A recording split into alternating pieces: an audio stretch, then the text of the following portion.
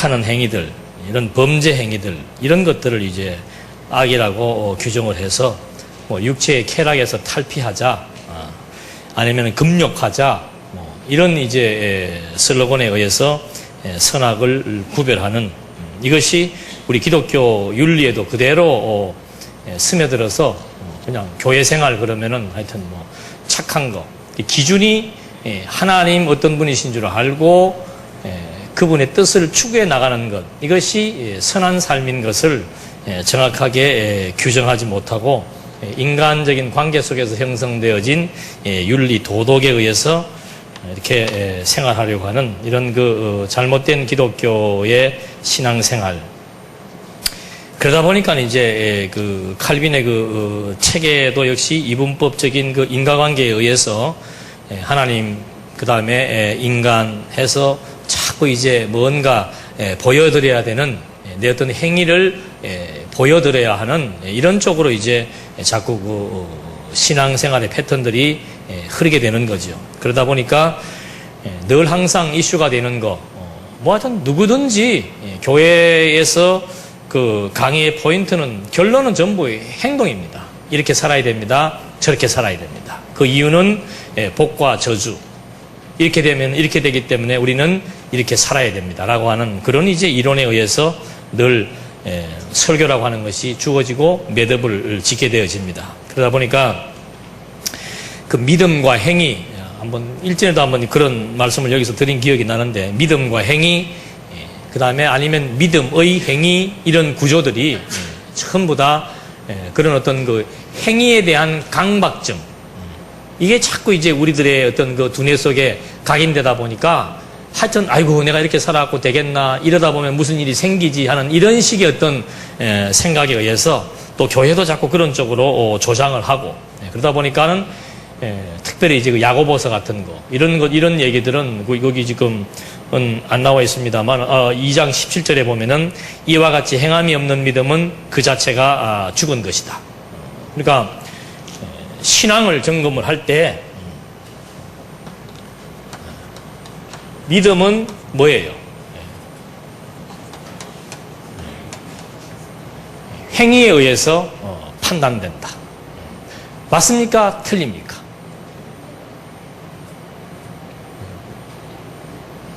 믿음은 행위에 의해서 판단된다. 맞습니까? 틀립니까? 그러면 뭐로 판단돼요? 네?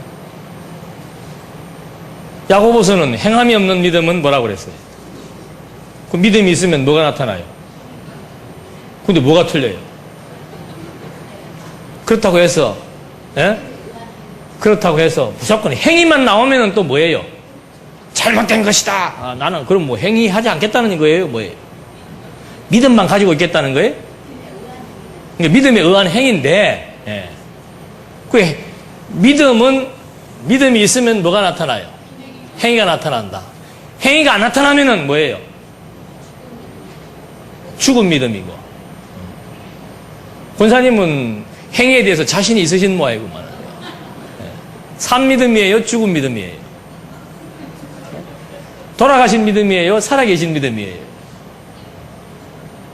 그게 애매한 거예요, 이게 지금. 야고보서에 있잖아요. 행함이 없는 믿음은 무슨 믿음이다? 죽은 믿음이다. 그럼 행함이 없다는 것은 죽은 믿음이니까 이런 행함이 없는 자는 어떤 자이다? 유기된 자인가? 선택된 자인가? 이 이론이라면 어떤 자예요? 유기된 자예요. 천국 가실 수 있는 분 있으면 한번 손 들어 보십시오. 왜 손 드신 거예요? 자, 무슨 근거로? 선택을 받았다면은 믿음이 있고, 믿음이 있으면은 뭐가 있어요? 행위에 자신 있냐? 이 말 제가 물었잖아요. 권사님은 자신 있다고 말씀하셨는데. 이래서 뭐가 필요한 거예요? 부흥회가 필요한 거란 말입니다. 성경 쉽죠? 이거 어떻게 숙제를 한번 내드릴까? 예? 참, 맞는 거. 분명히 우리는 그래도 그동안 무슨 확신? 선택에 자신있게 말씀해요. 선택의 확신. 뭐는 약해도, 뭐는 약해도. 무슨 배짱이에요, 그거는?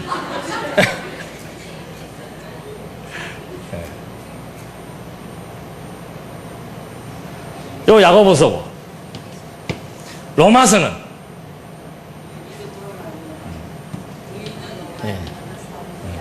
의인은 믿음으로 말미암아 산다. 그래서 우리는 믿음으로 말미암아 뭘 얻었다? 의롭다함을 얻었다. 그럼 이게 같은 얘기예요? 다른 얘기예요? 여기는 뭐가 강조되는 거예요? 믿음이. 여기는 그래서 누가 신경기를 했다고 그랬죠? 종교개혁자? 루터가 이 로마서 1장 17절에 은혜를 받고 자유함을 얻은 사람 아니에요. 그러다가 야고보서를 보니까 뭐가 나와요? 둘 중에 하나는 찢어버려야 될 거 아니에요. 그래서 야고보서는 지푸라기 문서다. 그래서 이 행위를 강조하는 분들, 이런 분들이 근거 없이 하는 건 아니죠. 그러니까 성경은 통일성이 있다 없다? 없죠. 이 논리를 보면은 앞에서는 믿음으로 의롭다함을 얻는다고 했다가 행함이 없으면 뭐 한다? 죽은 믿음이다 하니까 성경은 통일성이 없다. 구약에서는 부모의 말을 거역하면은 어떻게 해요? 죽였어요. 예수님은 부모의 말을 들으라 그러기도 하고 부모를 어떻게 해요? 버리고 어떻게? 나를 따르라.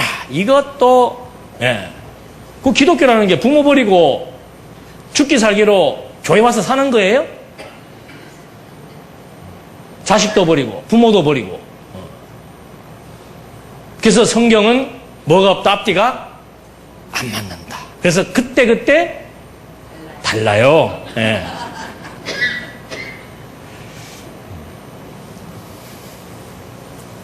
요거는 믿음이 가지고 있는 성질이에요. 속성.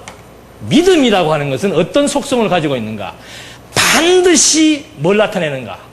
행위를 나타내요. 어떤 믿음도요, 전만한 믿음이라도, 믿음이라고 하는 것은 어떤 성질이 있는가 하면은 믿음의 행위를 반드시 나타낸다, 이 말이에요. 그 전제가 뭔가? 그러니까 우리 장로교 헌법의 1장 1조가 뭐예요? 신앙 뭐의 자유가 있다? 그게 믿음의 자유가 있다. 왜 그런 말을 했는가? 믿음이라고 하는 농도가 어때요? 다 다른 거예요. 여기에 있어도 요 어린 만큼 뭐는 있어요? 믿음의 행위는 있다는 얘기예요. 그러니까 믿음의 성질을 말하는 거예요. 이것이 구원의 방법을 얘기하는 것이 아니고 믿음의 성질은 반드시 행위가 표출되게 돼 있다. 그러면 믿음이 왕성한 사람도 있고 왕성하지 못한 어린 자도 있잖아요. 그럼 어린 자는 구원받지 못한다는 얘기인가? 이것이 구원의 방법에 관한 문제라면 믿음이 어린 사람은 받는다 못 받는다? 그런 이론이 성립될 수밖에 없다는 얘기죠. 그 로마서는 뭔가? 믿음으로 말미암아 뭐 받을 수 있다? 구원의 이름을 이룰 수 있다. 그러면서 그 믿음은 어떤 자들에게 주신다? 믿기로 작정된 자들에게 주신다. 그러니까 하나님께서 선택한 자들에게는 겨자씨만한 믿음이라도 줘야 안 줘요? 주지요. 그렇게 해서 믿음의 행위도 나타나게 되고 자연히 나타날 수밖에. 믿음이라는 하나님의 말씀은 살았고 뭐가 있어요? 운동력이 있다니까. 그 수준의 차이는 천차만별이에요. 그러니까 자꾸 행위로 뭘 측정하려는 것 자체가 모순이지요. 그래서 교회는 획일화시키면 안 되는 겁니다. 전부 다 믿음의 수준이 다른 거예요. 그 수준만큼 행동하니까 그 수준에 따른 만큼 2단계 있는 사람들은 무엇을 하고 2단계 있는 사람들은 무엇을 하고 그 다 다른 단계별 교육도 있고 단계별 봉사도 있고 단계별 팀도 있는 거예요. 누구든지 전부 다 무엇을 이렇게 해야 한다. 그게 규범이란 말입니다. 근데 이런 거 하나 가지고 해결이 안 나버리니까 자 야고보서 여러분, 그런 식으로 신앙생활 해가지고 구원받을 수 있습니까? 없습니까? 그 처음에도 용기 있게 나는 선택받았다 했다가도 그렇게 행위가 당당하십니까? 하니까는 그냥 작아지잖아요. 양심이 있다는 얘기죠. 근데 그렇게 하면 구원받습니까? 라고 지적하기 시작하면은 한 사람도 구원받겠다고 자신있게 말할 수 있는 사람이 없지요. 그래서 뭐가 필요한 거예요? 이게 그리스도의 의가 필요한 거 아닙니까? 내 본성으로는 도저히 믿음의 행위를 뭐 할 수 없다. 연출할 수 없는 거예요. 이건 연기로 되는 게 아니에요. 그러나 하나님께서 믿기로 작정해서 정말 돌박 같은 내 심령 속에 돌보다 더 강력한 힘을 가진 하나님의 말씀의 씨앗이 떨어지니까 완전히 굳어버린 내 생각이 점점 내 중심으로 굳어버린 내 생각이 점점 하나님 중심으로 유연성을 갖기 시작을 하고, 그러니까 이 전부 다 몸이 움직이는 거 아니에요. 그렇게 해서 여호와를 경외하게 되는 이런 믿음에 의한 행위, 이것을 지금 말하는 것이지, 믿음, 행위 딱 구분지어 놓고서는 믿음이 있는가? 행위를 보여라. 이런 이분법적 도식으로 설명을 한다면은 참 여러 가지 부분에서 답답함이 나올 수밖에 없는 거죠. 그래서 이런 원리들, 그러니까 이제 조직신학을 화일을 합니다만, 조직신학이라고 하는 것은 뭔가 하면은 믿음이 무엇인가에 대해서 나름대로 정의를 내리는 걸 말하는 겁니다. 그러면 믿음에 대해서 정확한 설명을 하려면은 최소한도 창세기부터 시작해서 계시록까지 나타난 믿음의 원리가 이해되어야 믿음이란 이런 것이고, 이렇게 정의할 수 있고, 이런 성질을 가지고 있고, 믿음이라고 하는 것은 이러이러한 목적에 의해서 주체가 누구이다, 이게 딱 설명이 되는데, 그렇지 않고 어느 한 부분만 야고보서 가지고 믿음 푸는 사람하고 로마서 가서 믿음 푸는 사람은 서로 다르잖아요. 그러니까 믿음에 대한 견해가 다양하게 나올 수밖에 없는 거예요. 그래서 나는 이렇게 생각을 한다. 우리 보수주의 신학자들도 믿음을 이렇게 설명했기 때문에 나는 전통을 무시할 수 없는 자다. 그래서 나는 믿음을 이렇게 생각을 한다. 그렇게 설명하는 것이 조직신학이라고 말이죠. 그러니까 성경 모르면 조직신학도 할 수가 없는 거예요. 그래서 이런 이분법적 우리의 행위 강조가 저는 잘못된 부분적인 성경 해석이 결국은 온 교회 성도들의 행동을 어떤 제도와 규범에 의해서 속박하면서 저렇게 구원과 결부시켜서 강압적으로, 억압적으로 힘들고 불편하고 억지로라도 할 수밖에 없도록 만들어 나가는 장치, 이게 성경 해석 잘못하니까는 저런 게 나오는 거죠. 그러니까 신학교에서 요즘 그런다 그러잖아요. 성도의 구원에 대한 문제에 대해서만큼은 어느 누구도 장담할 수 없다. 왜? 열심히 신앙생활 잘 하다가도 어떻게 되는 수가 있어요? 나태한 경우가 있잖아요. 더더군다나 히브리서 6장 5절인가 6절에 보면 뭐가 나와 있어요? 하늘의 은사를 맛보고 성령을 체험하고 하나님을 경험한 자들이 타락하면은 예수를 몇 번 죽이는 것이다? 2번 죽이는 것이다. 이런 자들은 뭐 할 수 없다? 구원받을 수 없다. 여러분, 예수 믿고 타락하게 되면은 구원 받습니까? 못 받습니까? 그러니까 카톨릭 교리가 더 정확한 거예요. 카톨릭 교리는 뭔가?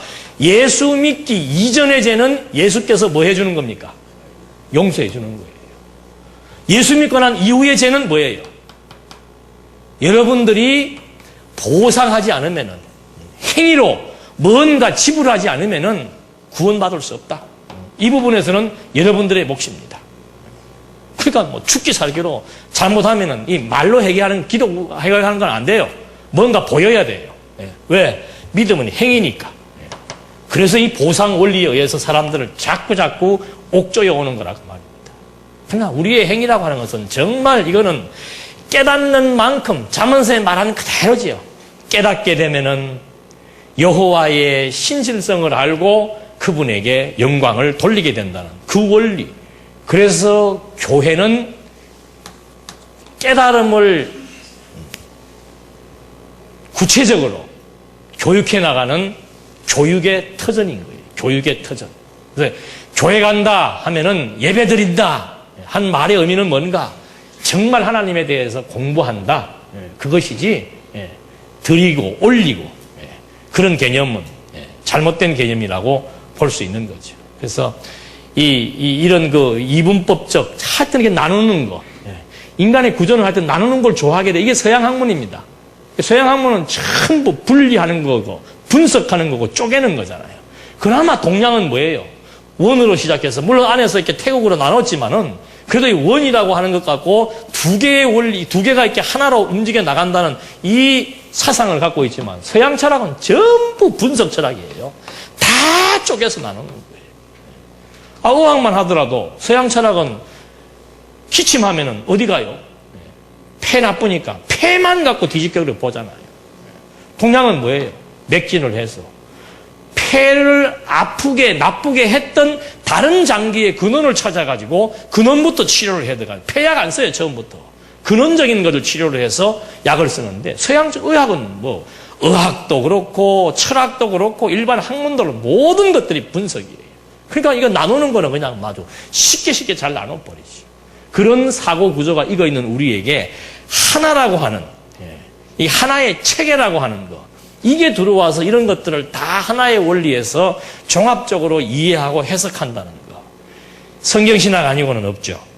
그래서 이 믿음과 행위에 관한 문제, 이것이 이런 그 이분법적 사고 체계, 예배에 대한 잘못된 관념, 하나님에 대한 잘못된 인식, 이런 것들이 결국에 가서는 성도들의 행위를 강조하게 되는 이런 이제 목적과 결부시켜서 이제 그 다음에 보니까는 칼빈은 인식의 목적에 대해서 하나님을 안다는 것에 대한 이해는 이원화된 도식과 문제점을 가지고 있고, 하나님의 명령을 종교의 본질로 규정하고 있다.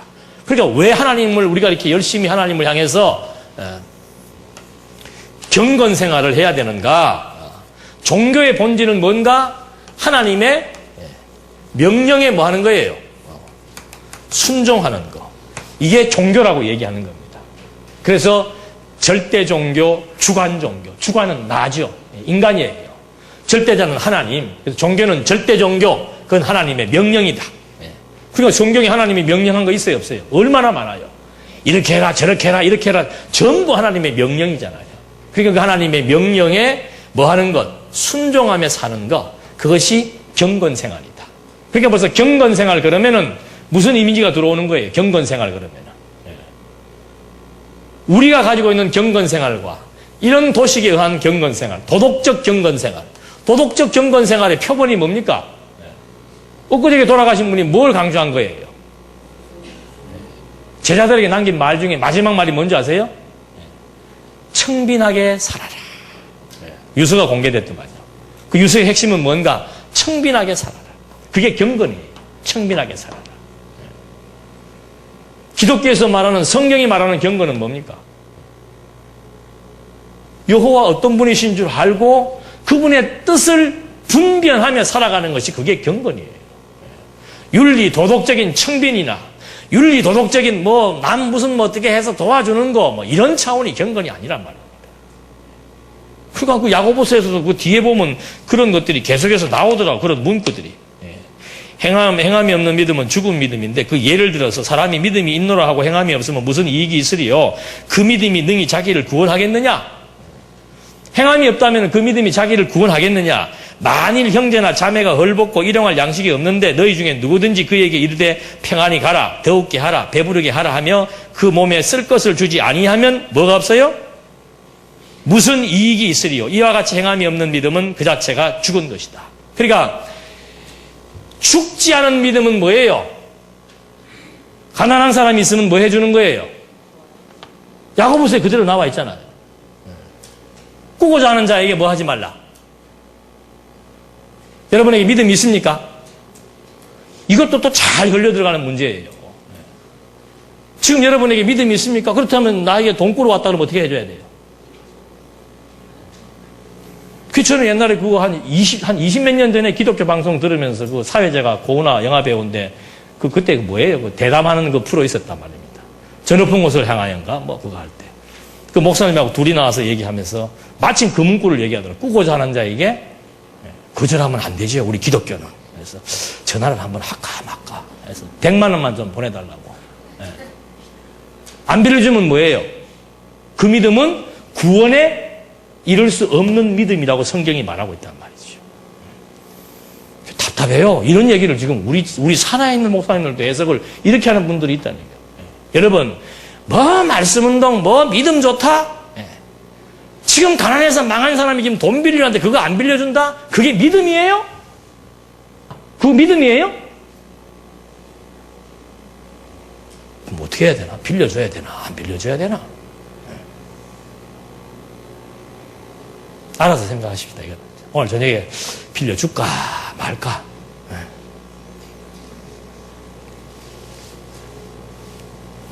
아니, 성경대로 원리로 치면은 가난하게 하신 거 누가 가난하게 하신 거예요?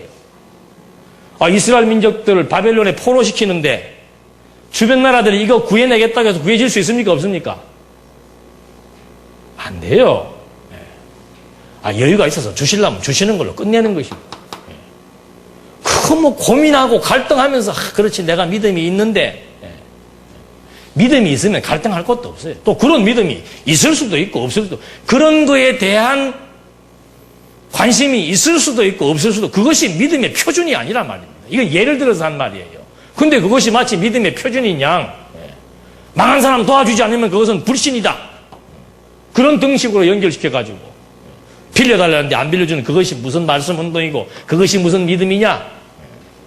그건 완전히 뭔가 잘못 착각한 것이죠. 믿음의 행위라고 하는 것은 선한 일을 위해서 쓰는데 그 선한 일의 범주라고 하는 것은 엄청나게 많은 것이고 그 선한 일 중에서 내가 더 가치 있게 여기는 분야는 각자 은사와 각자 생각에 따라 다 다를 수 있는 거예요.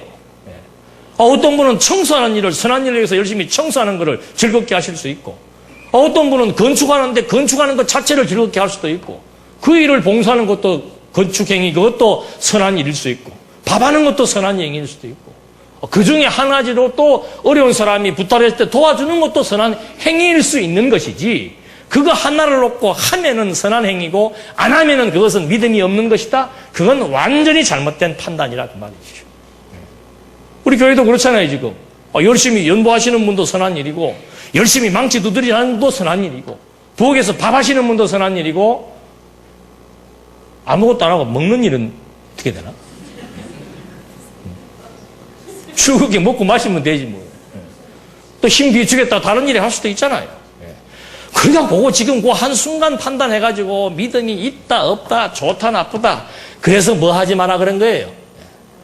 판단하지 말고 비판하지 말고 그냥 자기의 일 뭐 해라. 자기의 일이라고 하는 것은 하나님이 지금 내게 주신 믿음의 분량 따라 은사 따라 나는 이것이 가치 있게 판단되어 준 거 하나님이 주시는 가치 판단이란 말입니다. 그거 지금 자기의 역량, 은사, 재능 따라 열심히 하고 살면 되는 거예요. 그렇게 포괄적인 관점에서 생각을 해야 되지. 그 한 부분 하나 끄집어내갖고 그게 무슨 믿음 판단의 잣대나 기준이 되는 것이냐 그걸 가지고 모든 것을 요리하려고 한다면은 그거야말로 성경을 부분적으로 잘못 해석하고 있는 것이죠. 그래서 이 참 그 행위라고 하는 문제, 성도의 생활이라고 하는 문제는 이렇게 쉽게 단마디로 정리될 수 있는 그런 부분은 아니죠. 그래서 이 근본적인 원리에 의해서 정말 믿음의 행위, 믿음에 의한 생활 이런 것들이 총체적으로 이해되지 않으면은 부분 많은 부분들이 우리들에게 이렇게 제대로 이해가 안 되는 부분들이 나타날 수밖에 없는 겁니다. 그래서 이 종교 생활이라고 하는 것은 이런 도식은 전부 이 명령에 반응하는 거예요. 반응하는 거. 하나님의 명령에 어떤 식의 반응을 보이는 거. 그래서 내 믿음을 보이라 하는 얘기가 이런 데서 설득력 있게 나타나는 것이죠. 그래서 이렇게 주어지니까 이제 과도한 반응을 보이게 되는 겁니다. 그래서 이런 일들을 이제 중간 매개 역할로 하는 게 누구예요? 여기에 카톨릭에서는 신부, 불교에서는 스, 기독교에서는 목이 아니고 목사. 스님자 붙이려면 여기도 목사님 붙여야 되고 여기 뺄려면 여기도 같이 쓰라고 해줘 버려야지. 근데 예수님은 뭘 없애버린 거예요? 요것이 유대교에서는 뭐였어요? 제사장이지요. 그래서 베드로가 뭐라고 얘기합니까? 우리는 다 뭐예요? 제사장이다. 뭐 같은 제사장? 좋은 말 하셨네. 권사님 왕 같은 제사장이에요? 고개 숙이지 마시고 자신 있게 성경에서 왕이요. 왜 그런가? 예수님이 무슨 길을 열어놓은 거예요? 하나님께 나갈 수 있는 새롭고 산 길을 열어놓은 거예요. 누구든지 제사장이 하는 일은 뭔가 백성들을 대신해서 하나님께 나가는 하나의 중개자, 중보자 역할을 하는 것이 구약의 제사장이란 말입니다. 이 역할을 누가 해버린 거예요? 예수님이 직접 해버린 거예요. 이제는 이 역할 필요 없단 말입니다. 그냥 직통으로 하나님에게 나갈 수 있는 새롭고 산 길이 열린 거예요. 이런 개념이라야 뭐가 필요한 거예요? 이 개념이라야 중보자가 필요한 거예요. 여러분을 대신해서 기도 접수 받아가지고 대신 내가 하나님 앞에 나가서 기도를 한다라든지, 그 불교에서도 하더라고요. 그 불교에서는 접수를 받더만요. 그 팍에서 제가 절을 자주 올라가는데 가면은 무슨 도량 기도 해가지고 10만 원 그 접수 받아요. 그 기도 접수 받아가지고 스님이 이제 대신 올라가서 두드리면서 개 중생을 위해서 기도를 올리는 거죠. 한국교회 기도 중보가 그런 거 아니에요. 이거 하려니까 평민복 입어갖고 되겠습니까? 안 되지. 그러면 이거 기도발도 약해져 보이잖아요. 다른 옷을 입고 다른 복장을 하고 좀 더 권위 있게 좀 더 경건한 모습을 가지고 뭔가 다르게 지금 보여주면서 해나가려고 하는 이것이 중보 사상이라 그 말입니다. 그러니까 로만 가톨릭 신부가 뭐가 있는 거예요? 이 사람은 실제로 속죄 권한이 있단 말입니다. 백성들의 죄를 용서할 수도 있고 백성들의 죄를 심판할 수도 있는 그런 속죄 권한이 있는 거예요. 심판의 권한이 있단 말입니다. 이걸 지금 누가 제일 그리워하는 거예요? 이분들이 제일 그리워하는 거죠. 연보했으면 하나님 앞에 했으면 하나님이 이렇게 쓰면 그만이지. 여기다 왜 갖다 놔? 왜 읽는 이유가 뭐예요? 하나씩 지금 누구 앞에다가 하나님 앞에 거명하는 거 아니에요? 김모 권사님이 이번 건축을 위해서 1,000만을 하셨습니다. 올라간다. 그것도 이름 한번 거명되는 게 지금 여기는 별로 수가 작아서 별 재미가 없어. 몇만 명 있는 데서 그냥 아무개 이름 거론하면서 그냥 축복기도 해버리면 뿌듯하겠죠. 한 달 동안. 그걸 지금 하는데 그걸 목사도 그 짓을 하고 또 교인들도 그걸 바라고 있고, 아이고 목사님 뭐 우리를 위해서 기도 좀 해주세요. 이렇게 되니까 저 같은 경우는 부수입이 전혀 없어요. 부탁을 좀 받고 도량기도라도 해줘야 되는데 내가 하나 뭐 다 똑같은 기도인데 뭘 특별한 게 있어야 되지. 특별한 게. 그래서 교회는 중보자가 필요한 것이 아니고 전부 뭐 중심이라 그랬어요? 교회가 성도 중심입니까? 목사 중심입니까?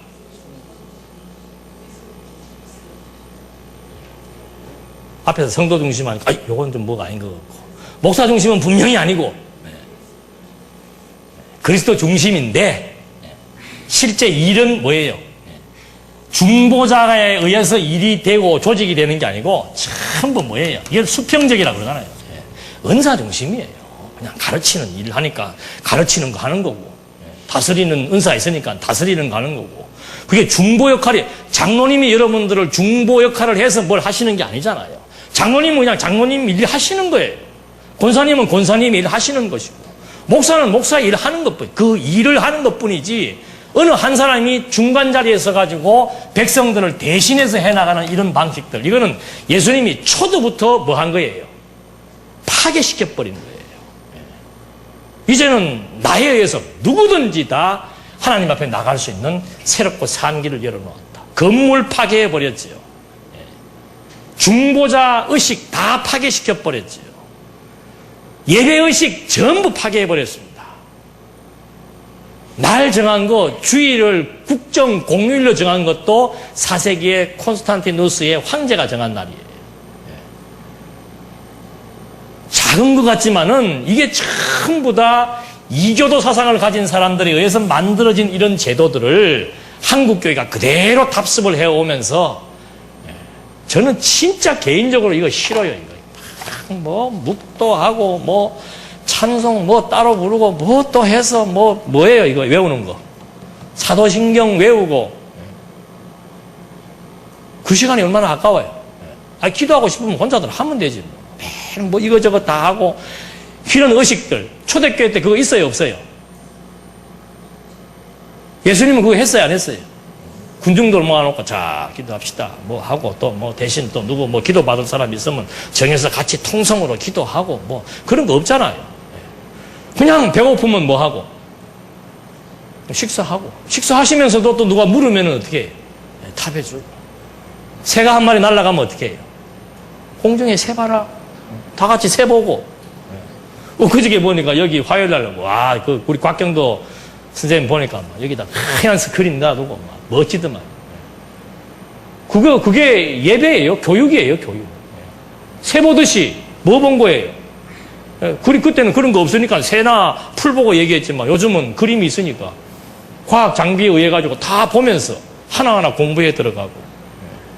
그래서 이런 의식들 우리한테 이제 완전히 다 요것도 빠져나가 버려야 돼요.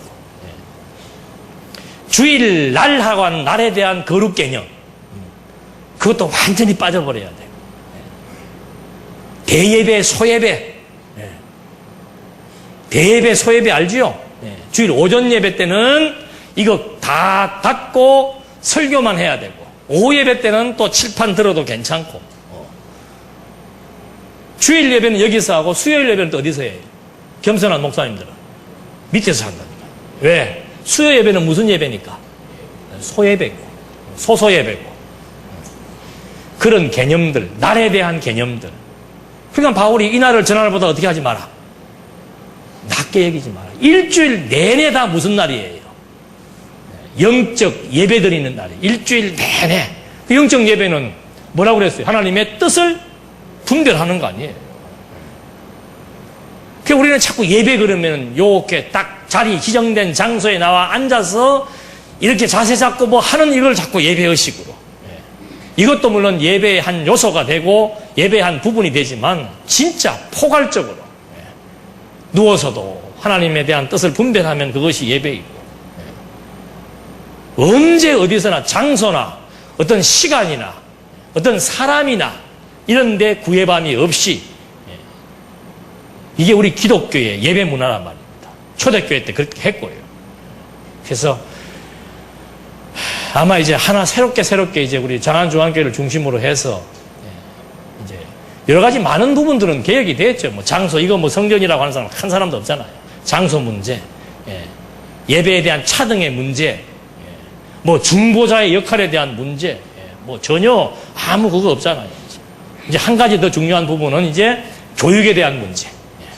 각자의 은사 따라서 우리가 배우지 않으면 이 진리에 대한 가치도 모르고 가치 모르면 힘을 모을 수도 없고 힘을 모을 수 없으면 전승이 될 수 없는 거죠. 그래서 정말 자기의 은사 따라 최선을 다해서 열심히 일하면서 배우면서 자기 은사 발휘해 나가면서 결국은 이 진리 보존하고 전파하고 계승하는 거. 이것이 하나님께서 우리를 이 땅 위에 남겨두신 뭐예요? 바울이 그랬잖아요.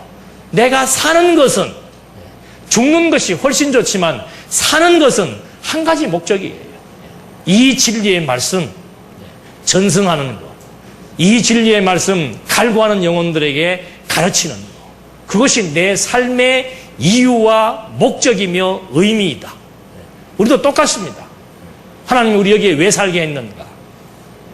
왜 이 말씀을 깨닫게 했는가? 나 개인 하나 무슨 뭐 말씀 깨닫고 평안하다 좋다 하나님이 그렇게 일하시는 건 아니잖아요. 성경에 보니까 깨닫는 사람들 전부 다 생각이 한 곳으로 모아지잖아요.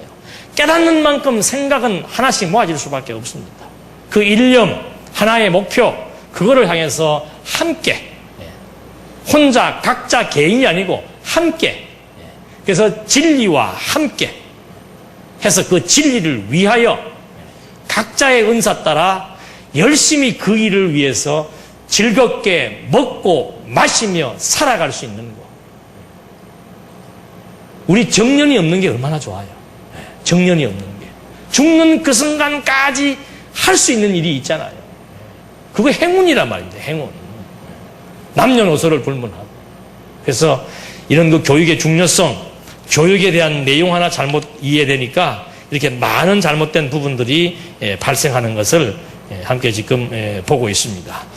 그 다음에 3장으로 넘어가면은 하나님에 대한 지식의 선천성, 하나님 아는 것에 대한 문제를 다루었는데, 이제 칼빈은 3장에서 하나님에 대한 지식의 선천성, 저는 5월 달에 유럽 탐사를 하게 되는데, 그때 칼빈 대학에 가서 거기 있는 교수들하고 어떤 질의응답을 하는 시간이 있다 그래요. 그때 한 가지만 물어보려고 합니다. 이 3장에 있는 내용을 물어보려고 합니다. 칼빈은 타락한 인간에게도 무엇이 있다? 종교성이 있다.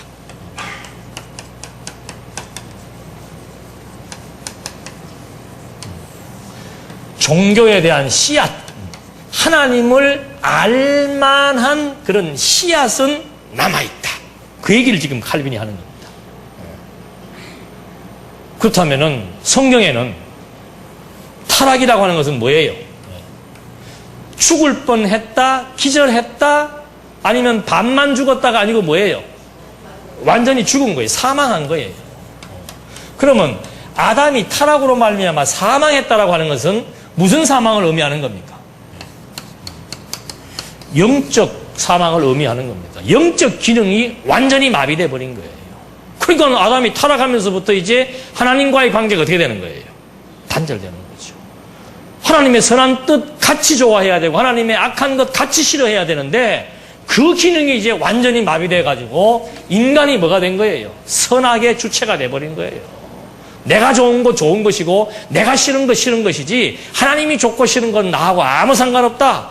그래서 그 다음부터 인간이 자기 좋은 대로 하려고 하니까 가인이 아벨을 죽이게 되고, 인간이 자기 좋은 대로 살려고 하니까 온 인류가 전부 다 하나님이 혼인하라고 하는 혼인의 대상을 무시해버리고 자기들이 좋아하는 대로 교도를 하면서 부패하고 타락해서 인류가 물로 말미암아 심판을 받게 되고, 그게 영적 사망의 결과란 말입니다.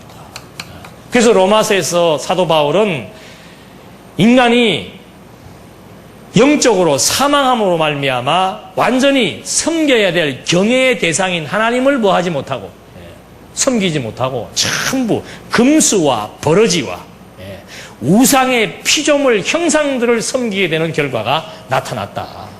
그러니까 인간의 타락이라고 하는 것은 완전한 영적 죽음을 의미하는데, 칼빈은 뭐라고 얘기하는가 하면은 종교성이 남아있고, 근데 이 종교성은 양심으로 말미암아 하나님에 대해서 인식은 할 수 있다. 예를 들어서 내가 지금 아무도 안 봤는데 도둑질을 했다. 도둑 전과가 몇 번 되는 사람들이 안 그렇겠지만, 만약에 권사님이 이제 돈 욕심이 나가지고 딱 지나가다 아무도 없는데 뭐가 하나 있다, 집어넣었다. 그러면 권사님 표정이 변하겠어요, 안 변하겠어요? 그래서 심장 뛰는 것도 다를 거 아니에요. 혼자 있어도 막 둥둥둥 뜰 거란, 왜 그런가? 그게 종교성이다, 그 말입니다. 도덕적 종교성에 의해서 우리가 나쁜 짓을 하게 될 때 얼굴이 붉어지고 심장의 박동수가 달라진다. 그것이 아직도 우리에게는 종교적인 씨앗이 남아있기 때문이다. 그 말을 지금 칼빈이 합니다. 그러면서 그러나 이 종교의 씨앗으로는 뭐에 이룰 수 없다. 구원에는 이룰 수 없다. 종교성이라고 하는 것은 구원과 직결되는 것이고, 종교성이라고 하는 것은 영적 기능을 의미하는 것인데, 그것이 남아있다 해놓고는 구원에 이룰 수 없는 것만 남아있다고 말한다면 그것도 앞뒤가 안 맞는 얘기죠. 근데 칼빈이 이 말을 하는 이유가 있습니다. 칼빈은 논리학을 전공한 사람이고 굉장히 논리적인 사람입니다. 앞뒤 맥락 없이 그 말을 하는 사람은 아닌데, 왜 칼빈이 이렇게 인간에게는 종교성이 남아있다라고 말을 하면서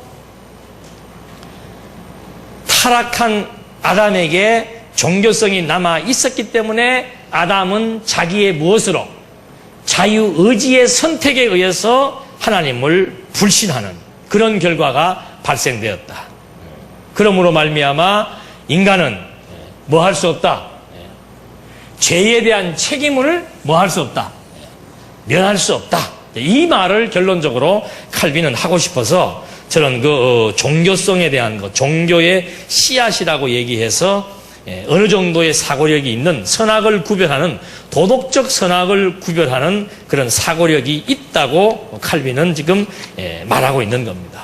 그래서 그 근거로 로마서 1장 18절로 20절 말씀을 근거로 해서 타락한 인간들에게도 무엇이 남아있다? 종교성이 남아있기 때문에 나는 하나님을 누가 믿으라고 한 사람도 없었고 나는 하나님을 믿지 않은 적이 없습니다라고 핑계할 수 없다라고 하는 말을 하는데 그 근거로서 로마서 1장 18절 20절에 보니까 하나님의 진노가 불의로 진리를 막는 사람들의 모든 경건치 않음과 불의에 대하여 하늘로 쫓아 나타나니 이는 하나님을 알만한 것이 저희 속에 보임이라 하나님께서 이를 저희에게 보이셨느니라.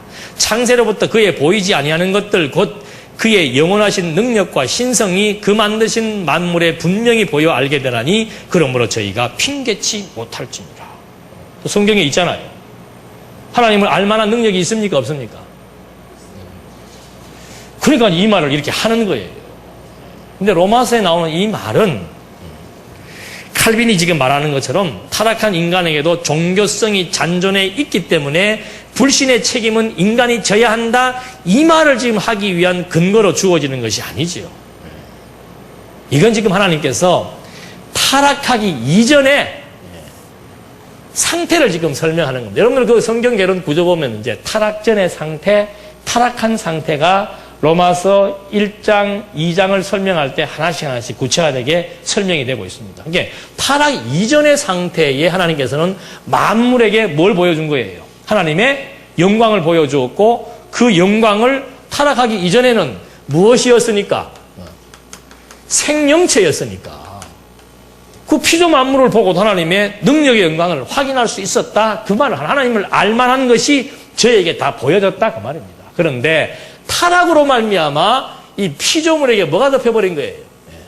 저주가 덮여버리고 그 다음에 인간의 영적 기능이 타락으로 말미암아 완전히 죽어버린 것이다. 그러니까 요 부분에 대한 책임론이 이제 대두가 되니까 칼빈은 믿지 않은 것 누구 책임이다? 인간 책임이다는 말을 하려고 여기를 지금 도입을 해서 설명을 하는 거죠. 그래서 칼빈이 지금 제일 골치 아파하는 부분이 뭔가 하면은 인간에게는 자유의지가 없다. 왜? 하나님의 절대 주권을 지금 칼빈은 강조하고 있습니다. 그러다 보니까 인간의 자유의지는 없다라고 말을 했는데 그러면 자유의지가 없다면은 타락도 누구의 책임이다? 그러니까 그거는 또 아니지 않느냐. 그러니까 칼빈이 제일 괴로워하는 부분이 이 부분이에요. 그래서 이 부분이 깨끗하게 해결되었으면은 오늘날 칼빈에 의해서 세워진 장로교가 그렇게 율법적이고 규범적이지 않을 수가 있었는데 칼빈이 지금 이 부분이 큰 고민이었습니다. 이제 한국 신학교도 역시 마찬가지예요. 자유의지의 문제. 그 자유의지가 인간에게 있다면은 책임은 인간이 지지만 자유의지가 없다면은 그 책임은 누가 져야 되는가? 그리고 자유의지가 있다면은 하나님의 절대 주권에 무슨 문제가 생겨요? 절대라고 하는 용어가 성립될 수가 없습니다. 절대라고 하는 용어는 무엇 하나라도 그것을 방해하거나 대립하거나 대등관계가 형성되는 것이 있을 수가 없는 거예요. 근데 인간에게 자유의지가 있다? 그리고 하나님에게는 절대 주권이 있다? 이 말 자체가 성립될 수 없는 말이란 말이에요. 그걸 칼빈은 알고 있지요. 그러니 얼마나 그 사람이 살이 찍었어요, 안 찍었어요? 사진 봤죠? 해가지고 많은 것을 썼지만은 제일 괴로워하는 부분이 이 부분이었습니다. 그래서 이 부분을 빠져나가기 위해서 채택한 방법이 종교성이 있다. 그리고 로마서 1장 18절 20절의 말씀을 근거로 해서 이렇게 빠져나가는데 이 부분을 저는 한번 그 교수님한테 한번 좀 묻고 싶어요. 이 부분에 대해서 어떻게 생각을 하는지. 그래서 여러분 우리 무슨 뭐 예정론, 기독교 예정론 그거 그냥 이렇게 읽어서 잠이 안 와서 읽어보는 그런 정도의 책이 아니에요. 하나씩 여러분 한번 이제 내가 그런 페이퍼를 한번 내고 싶어. 뭐 기독교 예정론을 한번 읽고 요약해 보시오. 그 요약이 그 쉬운 건가? 읽고 요약해 보시오. 그거 보면 다 중요해. 요약하기가 힘들단 말이에요. 그래서 요 부분들 때문에 지금 이런 내용들이 나와서 이제 칼빈의 기독교 강요에 여러 가지 많은 문제를 연이어서 제기하게 된다는 내용들을 우리가 이제 염두에 두시면서 이제 그 다음 장에서는 이제 저 부분을 거론을 하게 됩니다. 그래서 그 종교성이라고 하는 말이 나왔기 때문에 이제 제가 그 뭐 종교에 대한 얘기들을 조금 요약해서 거기다가 소개를 해드렸는데, 이 종교성이라고 하는 것은 인간에게 종교성이 남아있다고 했을 때 이것은 보편적인 종교성이에요. 그러니까 하나님을 알 수 있는 그런 살아있는 영적 기능에 의해서 하나님을 알 수 있는 그런 종교성이 아니고, 인간은 누구나가 짐승과 다른 것 중에 하나가 뭔가, 인간만이 무슨 행위를 하는 거예요? 종교 행위를 하는 거예요. 그 개들은 아무리 개가 영리해도 저끼리 모여갖고 뭐 신을 숭배하고 이런 거 없잖아요. 사람만이 종교성을 가지고 있는 겁니다. 그래서 이걸 갖다 우리는 보편적인 종교성이에요. 아프리카 토인이든 뭐 미개인이든 뭐 훌륭한 사람이든 상관없이 인간은 누구나가 종교성을 가지고 있다. 근데 그것이 타락으로 말미암아 제대로 된 종교성이 아니라는 얘기죠. 제대로 된 종교성은 하나님을 알고 경외하는 것이 제대로 된 종교성인데, 타락한 종교성이라고 하는 것은 하나님을 경배하는 것이 아니고 뭐예요? 인간이 신을 만들어 나가면서 뭐 나무나 돌을 인위적으로 만들어서 섬기든지, 또는 살아있는 사람에게 그 사람이 복과 화를 주는 존재로 알고 섬기든지, 또는 뭐 초자연적인 힘을 조작하거나 환경을 개선해서 목적을, 이게 다 신비주의자들이에요. 우리 기독교계에도 많잖아요. 이런 것들이 이제 일반 보편적인 종교성에 의해서 나타나는 종교 현상이지요. 그래서 이런 것들이 뭐 유교, 불교, 뭐 무속 이렇게들 나타나는데, 우리 기독교는 철저하게 신인식에 의해서, 계시를 의존하는 신인식에 의해서 형성되어지는 그런 종교만이 올바른 종교다. 그래서 이방 종교와 우리 기독교를 가늠할 수 있는 것이 뭔가 하면은, 우리 성경적 기독교에 기독교는 무슨 종교라고 나옵니까? 기독교는 계시 종교. 그러니까 모든 이방 종교들은 인간이 전부 신을 찾아가요. 안 그러면 인간이 신을 뭐라 나름대로 이렇게 만들어 놓던지 찾아가고, 그 신비적인 힘을 부여하고 나름대로 의미를 부여하는데, 기독교는 신이 뭐예요? 인간을 찾아오시는 거죠. 그래서 우리는 기독교를 계시 종교다. 또 이 말을 하면은 이슬람도 뭐라고 그래요? 계시 종교다. 구약적 계시도 있고, 이슬람의 창시자가 모함마트라고 하는 사람이 계시를 받았다. 그 계시에 의해서 우리도 계시 종교라고 얘기하는데, 계시 종교라면은 뭐가 있어야 돼요? 계시 종교라면은 아까도 말한 대로 진리여야 되는 거죠. 진리여야. 구약에서 예언된 모든 내용들이 100% 성취 적중돼야 되는 것이고, 언약과 성취로서의 논리 체계가 정확하게 갖추고 있어야 되는 것이고, 그래야 계시 종교 말할 수 있는 것이지, 뭐 계시 받았다, 그 사람이 받은 계시가 진짜 계시인지 아닌지 어떻게 할 거예요. 그래서 입증한다라고 하는 거, 그게 굉장히 중요한 의미를 담고 있는 거죠. 그래서 이 성육신, 내가 길이요 진리요 생명이다. 하나님께서 인간의 몸을 입고 말씀이 육신이 돼서 이 땅에 오셨다는 것, 이것이 계시 종교로서의 기독교.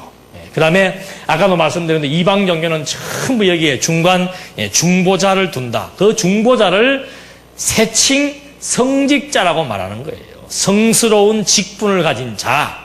그래서 뭐 이슬람교에서는 이맘이라고 하는 말을 쓰고, 불교에서는 성녀라고 하고, 뭐 힌두교에서는 브라맘이라고 하고, 이렇게 여러 가지 그 특별한 사람들에게 부여하는 성직자에 대한 호칭들이 있죠. 천주교에서는 교황 신부라고 하기도 하고. 그걸 기독교에서 목사로 쓴다면 그건 완전히 잘못된 것이다. 그 다음에 뭐 신전, 성구, 그 성구도 전부 그 4세기에 콘스탄티누스가 만든 그 하나의 치장물들이었습니다. 여기와 여기를 다르게 구별하기 위해서, 사람도 거룩한 사람으로 구별하기 위해서 옷도 입히고 특별한 의자를 만들어서 특별한 설교를 하게 했고, 옛날에는 목사는 신부는 여기 높은 의자에 앉아서 하고, 교인들은 다 서서 말씀을 받았어요. 그런 방식에 의해서 했는데, 이런 것들, 그 다음에 성자 숭배 사상에 의해서 성자들이 썼던 유품들, 또는 성자의 유골들 이런 것들을 다 숭상하게 만들어서 이 신전에 있는 물품들을 성구라는 표현을 쓴다는 거. 이거 완전히 잘못된 거죠. 그래서 성구사. 거룩한 물건이 어디가 있어요? 거룩한 물건이. 하나도 없는데.